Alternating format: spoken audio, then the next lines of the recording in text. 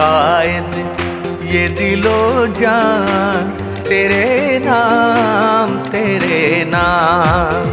कायद ये दिलो जान तेरे नाम हो जाएंगे हंसते हुए कुर्बान तेरे नाम। अस्सलाम वालेकुम। शिकागो से रवानगी हो चुकी है न्यू जर्सी में मरकज़ी प्रोग्राम के लिए।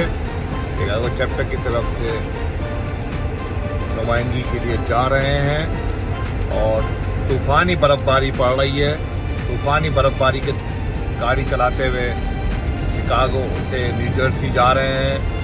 मरकज़ी प्रोग्राम USA का जो कि यौम तासीस बनाया जा रहा है 38वां, और आज हमारी खुशनसीबी कि इंशाअल्लाह ताला भाई भी खिताब करेंगे, लाइव खिताब करेंगे।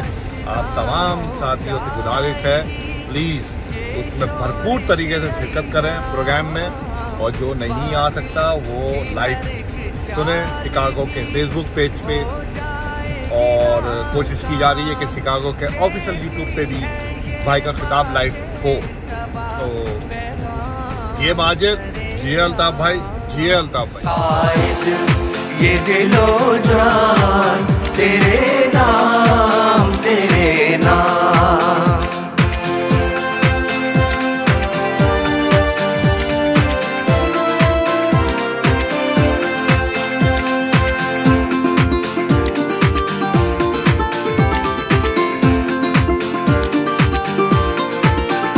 अल्लाह ने बख्शा है हमें शौक़ शहादत,